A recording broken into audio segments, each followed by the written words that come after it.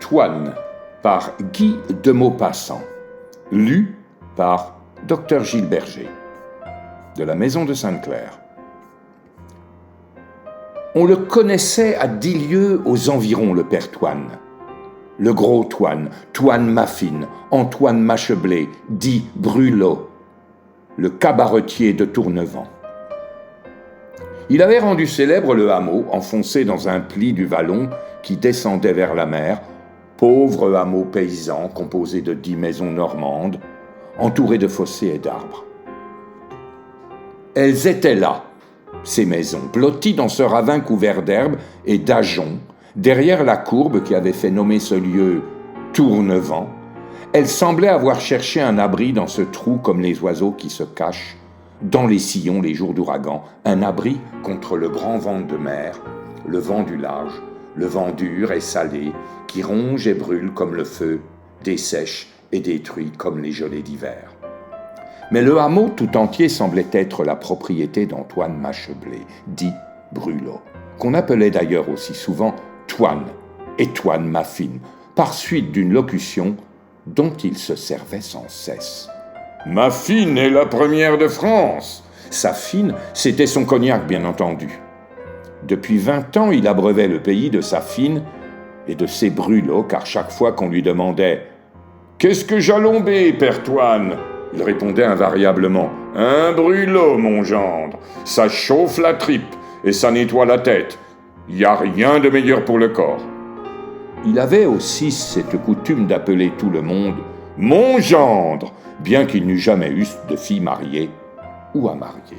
Ah oui, on le connaissait, Toine Brulot, le plus gros homme du canton et même de l'arrondissement.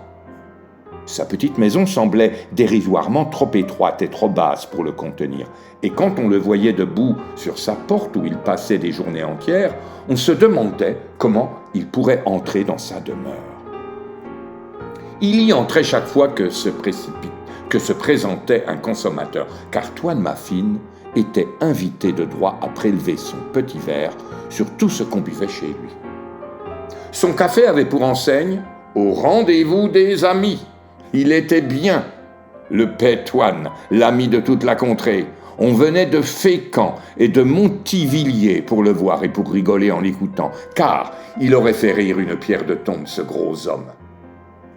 Il avait une manière de blaguer les gens sans les fâcher, de cligner de l'œil pour exprimer ce qu'il ne disait pas, de se taper sur la cuisse dans ces accès de gaieté qui vous tiraient le rire du ventre malgré vous, à tous les coups. Et puis, c'était une curiosité rien que de le regarder boire. Il buvait tant qu'on lui en offrait, et de tout, avec une joie dans son œil malin, une joie qui venait de son double plaisir. Plaisir de se régaler d'abord et d'amasser des gros sous ensuite pour sa régalade. Les farceurs du pays lui demandaient « Pourquoi tu ne bois point la mer, père Toine ?» voulant dire « Pourquoi tu ne bois pas la mer ?» Il répondait « Il y a 2 choses qui m'en empêchent, primo. Qu'elle est salée et deuxio qu'il faudrait la mettre en bouteille, vu que mon abdomine, il voulait dire son abdomen, n'était point pliable pour blé de cette tasse-là, voulait-il dire. Et puis, il fallait l'entendre se quereller avec sa femme. C'était une telle comédie qu'on aurait payé sa place de bon cœur. Depuis 30 ans qu'il était marié, il se chamaillait tous les jours. Seulement Toine rigolait, tandis que sa bourgeoise se fâchait. C'était une grande paysanne, marchant à longs pas d'échassier et portant sur un corps maigre et plat une tête de chat-huant en colère.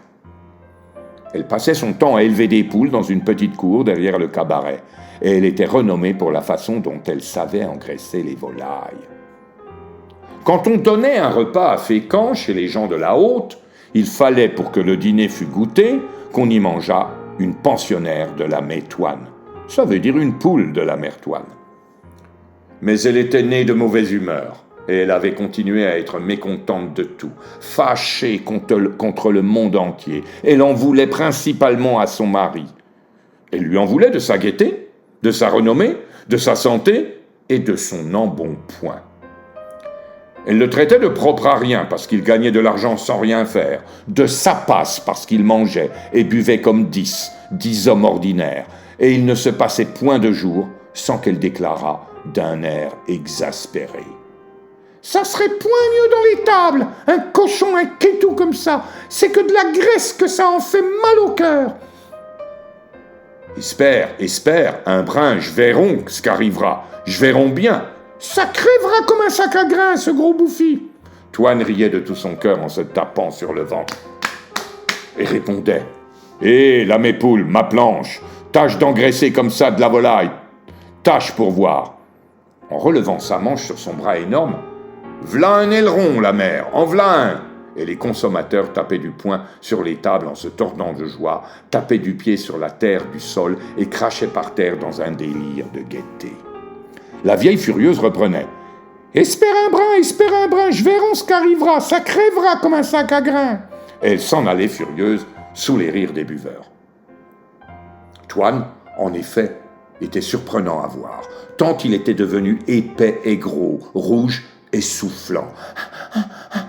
C'était un de ces êtres énormes, sur qui la mort semble s'amuser avec des ruses, des gaietés, des perfidies bouffonnes, rendant irrésistiblement comique son travail lent de destruction.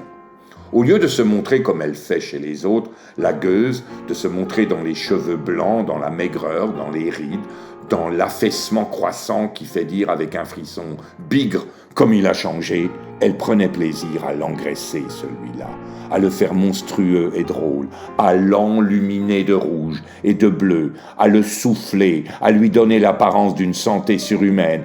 Et les déformations qu'elle inflige à tous les êtres devenaient chez lui risibles, cocasses, divertissantes, au lieu d'être sinistres et pitoyables. « Espère un brin !» répétait la mère Toine. « Je verrai ce qui arrivera !» Elle voulait dire « on verra bien ce qui arrivera ». Fin de la première partie.